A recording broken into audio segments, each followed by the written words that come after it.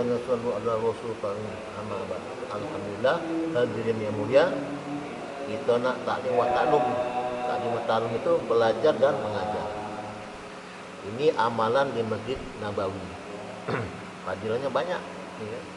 Salah satunya menghilangkan majlis lalai di kampung itu, 70 majlis lalai. Jadi waktu tangkapannya harus istiqomah, ya kan? Kalau kita istiqomah, insya Allah ini amalan sedunia kita dapat. Karena dalam dunia ini yang jamaah tabligh yang bikin kita ini hanya kita dapat. Kita pakai panduan kitab Fadilah Amal. Pentingnya sholat. Mementingkan sholat dan mendidik anak. Hadis ketiga yang artinya dari Sayyidina Mu'az bin Jabal radhiyallahu, ia berkata, baginda Rasulullah SAW berwasiat kepadaku 10 perkara. Baginda Rasulullah SAW berwasiat kepadaku 10 perkara. Beliau bersabda, 1. Janganlah menyekutukan Allah SWT dengan apapun, meskipun kamu dibunuh atau dibakar. 2. Janganlah mendurhakai orang tuamu, meskipun mereka memerintahkan kamu harus berpisah dengan istri dan hartamu. 3. Janganlah sekali-kali sengaja meninggalkan sholat fardu, karena sesungguhnya orang yang sengaja meninggalkan sholat fardu telah terlepas dari jaminan Allah Subhanahu wa taala. 4. Janganlah minum khamar, sesungguhnya ia pangkat segala keburukan. 5. Jauhilah maksiat, karena maksiat menyebabkan murka Allah Subhanahu wa taala. 6. Janganlah lari dari medan perang walaupun teman-temanmu gugur. 7. Tetaplah di tempatmu kendaripun wabah penyakit seperti wabah pes dan lain-lain menimpa orang-orang. 8. Nafkahilah keluargamu semampumu. 9. Janganlah tinggalkan tongkatmu atau rotan untuk mendidik anak-anakmu. Dan 10. Takut-takutilah anakmu kepada Allah SWT supaya tidak berbuat keburukan. Hadis riwayat Ahmad, Tabrani dari kitab At-Tahdzib. Faidah. Maksud jangan tinggalkan rotan adalah jangan sampai seorang ayah lengah ketika anak berbuat kesalahan dengan tidak mengingatkan dan tidak memukulnya. Bahkan ketika berbuat kesalahan, kadang-kadang anak harus dipukul dengan pukulan yang diperbolehkan oleh syariat.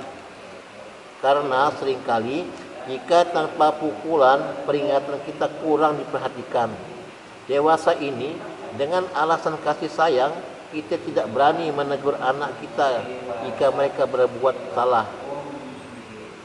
Ketika anak sudah terbiasa berbuatan buruk, barulah kita menangis penuh penyesalan. Sebetulnya yang demikian itu bukan kasih sayang terhadap anak, justru merupakan kekejaman kita.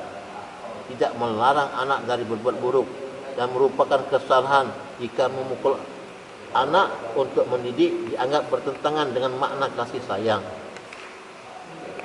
Orang bijak manakah yang dapat menerima bahwa bisul kecil yang bertambah banyak pada anak-anak tidak perlu diobati dengan alasan kasihan melihat anak itu menangis karena mereka merasa perih jika dibubuhi serbu obat.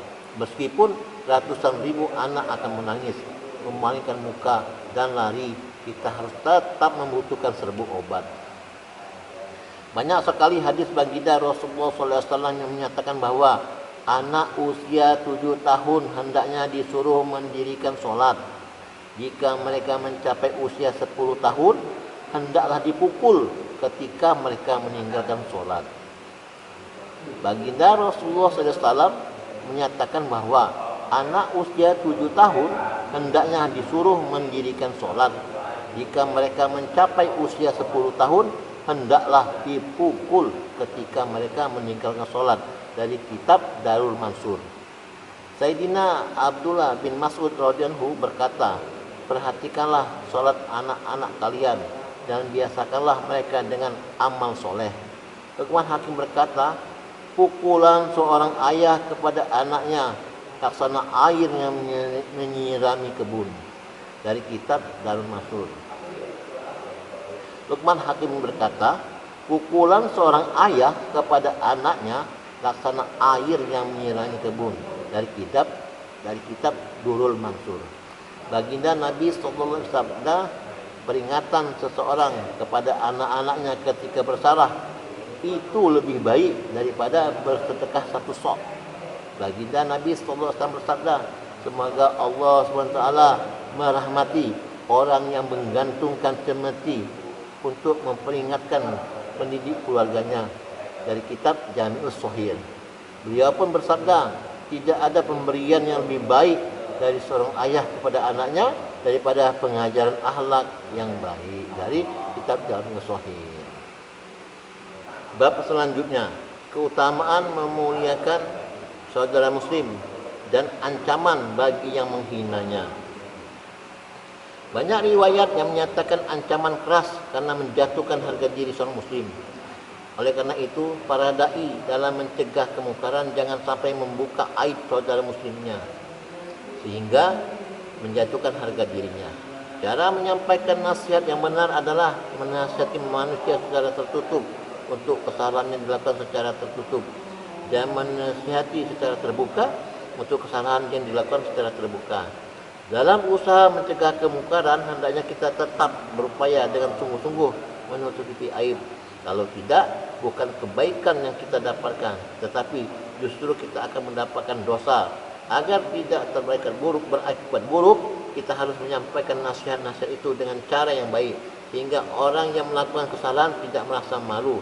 Lebih jelasnya, sesuai dengan perintah Allah SWT, kita tetap harus tegas memperingatkan orang yang bersalah, tapi jangan sekali-kali mengabaikan sopan santun dan adab yang baik. Termasuk adab dalam bertablik adalah lemah lembut.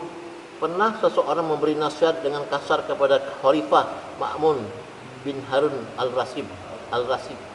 Maka ia berkata, berlemah lembutlah dalam berkata, karena Allah SWT mengutus orang yang lebih baik dari kamu, yaitu Nabi Musa AS dan Nabi Harun AS, kepada orang yang lebih buruk dariku, yaitu Fir'aun.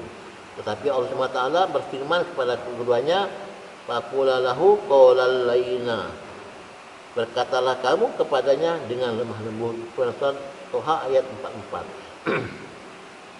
Seorang pemuda datang kepada baginda Nabi SAW berkata, izinkanlah aku berzina. Mendengar perkataan itu, marahlah para sahabat radhiyallahu. Tetapi Rasulullah SAW bersabda kepada pemuda itu, kemarilah. Apakah kamu ingin jika seorang berzina dengan ibumu? Pemuda itu menjawab, aku korbankan diriku untukmu. Tentu aku tidak ingin.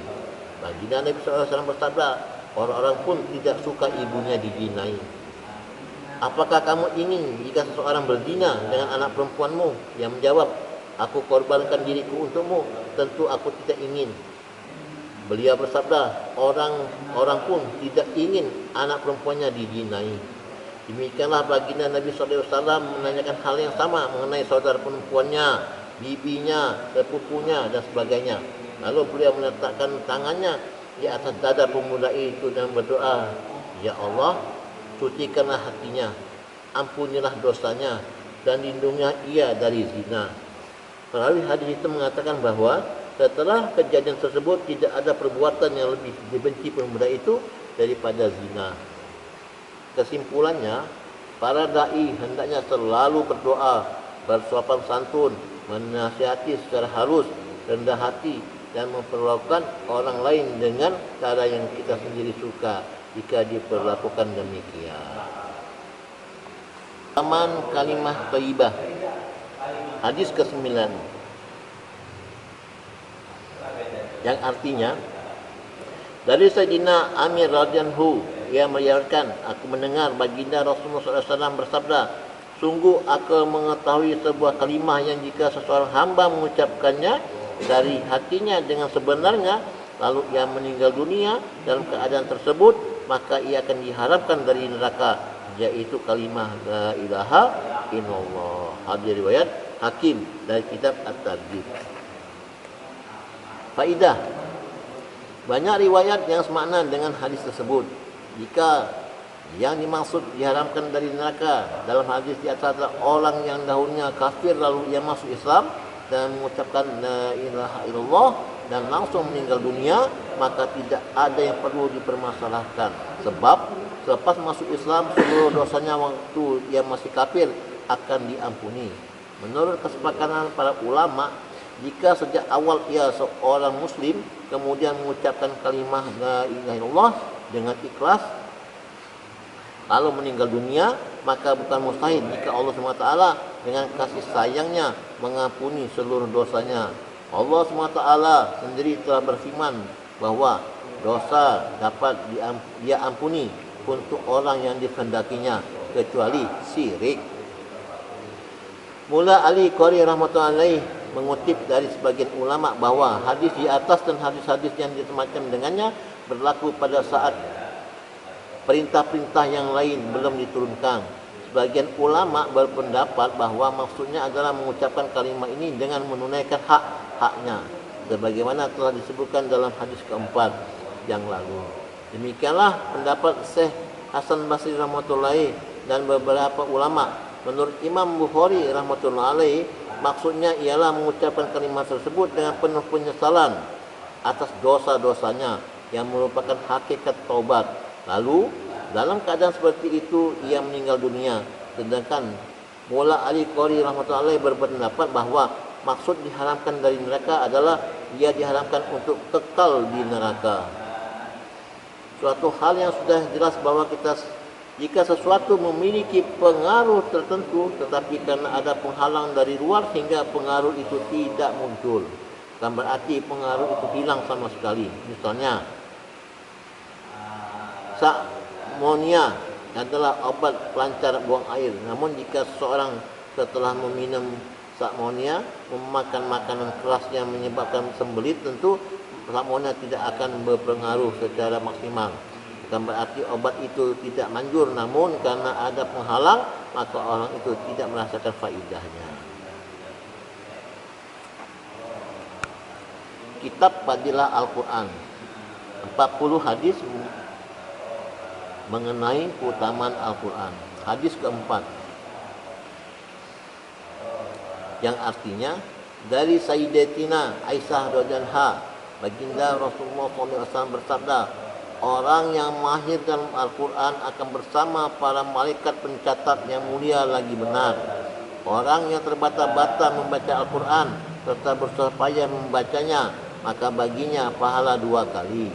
Hadis riwayat Bukhari, Muslim, Abu Daud, Tirmizi, An-Nasa'i dan Ibnu Majah.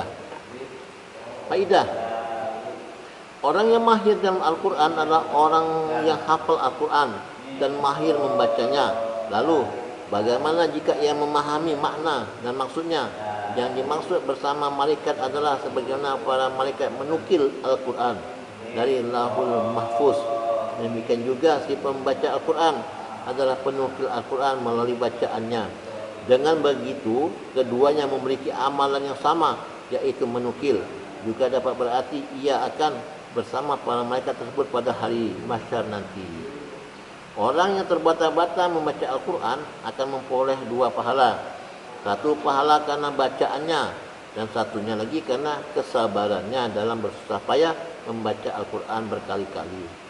Tetapi bukan berarti pahalanya akan melebihi pahala yang orang yang mahir dalam Al-Quran. Orang yang mahir dalam membaca Al-Quran tentu akan memperoleh derajat istimewa, yakni bersama para malaikat khusus. Maksud yang sebenarnya dengan bersusah payah membaca Al-Quran akan menghasilkan pahala tersendiri, sehingga tidak semestinya kita meninggalkan bacaan Al-Quran meskipun menghadapi kesulitan dalam membacanya. Mula Ali Qari rahmatullahi meriwayatkan dari Imam Tabrani rahmatullahi dalam Imam Baihaqi rahmatullahi, barang siapa tidak bisa membaca Al-Quran dengan mudah namun ia terus membacanya, maka ia akan memperoleh pahala 2 kali lipat. Barang siapa benar-benar ingin menghafal Al-Quran meski tidak mampu tetapi ia terus berusaha, maka Allah SWT akan mengumpulkannya pada hari mahsyar bersama para hafiz Al-Quran. Masya Allah. Alhamdulillah, hadirin mulia, kita sudah ta'lim wa ta'lum, belajar dan mengajar. Yang membaca baik yang mendengar baik, yang lebih baik lagi mengamalkan dan menyampaikan. Insyaallah. Lalu kita tutup dengan doa kafaratul majlis. Subhanallah bihamdihi, subhanallah wa bihamdika, asyhadu an la ilaha anta, astaghfiruka wa atubu ilaik. Assalamualaikum warahmatullahi wabarakatuh. Waalaikumsalam warahmatullahi wabarakatuh.